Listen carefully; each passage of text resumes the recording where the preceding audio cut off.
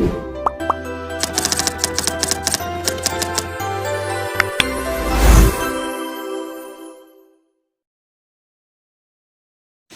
pagi. Pagi. Saya Amanda. Boleh tahu nama ibu siapa? Nama saya Zaza. Saya ingin bertanya tentang apa aja sih yang diperlukan oleh rumah sakit untuk bagian sistem informasinya. Apakah boleh? Boleh? Oke, saya akan memberi pertanyaan pertama, yaitu apa alasan utama rumah sakit ingin beralih ke sistem informasi digital? Supaya kegiatan administrasi lebih efisien, data pasien bisa tercatat dengan rapi, dan koordinasi antar bagian rumah sakit. Jadi lebih cepat tanpa harus bergantung pada dokumen kertas. Untuk soal kedua, selama ini masalah apa aja yang paling sering muncul soal data? Yang paling sering sih ada data pasien double dan pencarian berkas. Soal ketiga itu bagian apa yang paling ibu ingin terbantu lebih dahulu? Di bagian pendaftaran dan rekam medis dulu sih. Siapa aja yang nanti pakai sistem ini?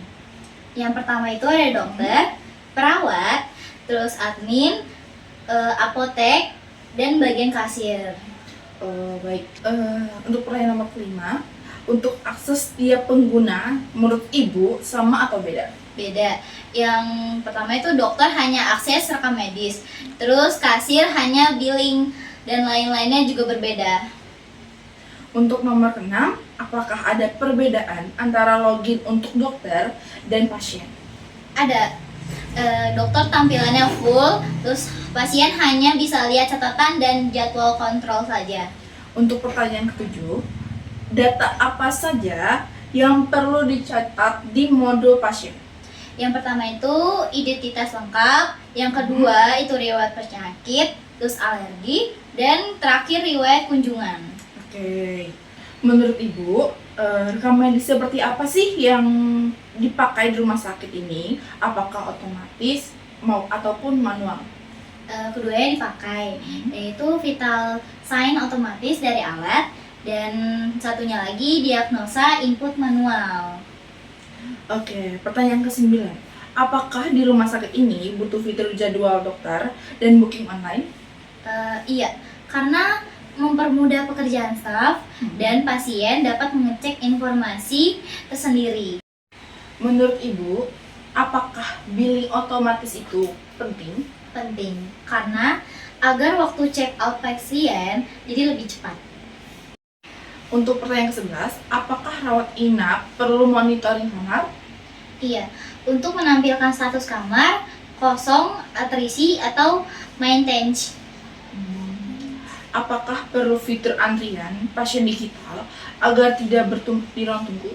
Iya, agar pasien itu bisa memantau nomor antrian dari layar ataupun HP, sehingga ruang tunggu tidak terlalu penuh. Nomor ke-13 itu pertanyaannya, proses mana yang menurut ibu paling sulit? Yang paling sulit itu registrasi dan pencarian rekam medis pasien lama. Seperti itu, Bu. Iya. Bagian mana yang paling sering salah saat melakukan pendataan manual? Paling salah sih seringnya tuh penulisan riwayat penyakit dan pemeriksaan obat-obat keluar ataupun masuk. Nomor 15, laporan apa yang paling diperlukan? Yang pertama itu ada keuangan bulanan, stok obat, dan jumlah kunjungan pasien. Oke, nomor ke-16, apakah diperlukan cetak kartu pasien atau rujukan otomatis? Ya, agar antrian di loket itu lebih cepat dan teratur. Oke, nomor 4 terakhir nih, Bu. Data paling sensitif nih, apa yang wajib diamankan menurut Ibu? Rekaman medis pasien dan data pembayaran. Menurut Ibu, via HP itu perlu atau cukup di komputer saja? Akan lebih bagus kalau bisa mobile friendly. Oke, jawaban yang bagus. Untuk nomor 19, menurut Ibu, apakah perlu pelatihan untuk staf dulu atau tidak?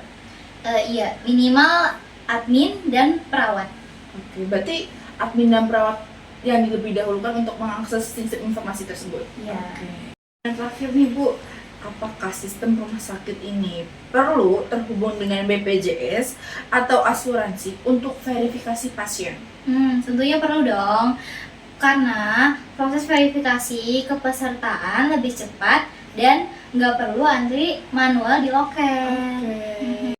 Baik, terima kasih Ibu sudah meluangkan waktunya untuk sesi tanya jawab ini. Sekian dari kami. Wassalamualaikum warahmatullahi wabarakatuh. Bye.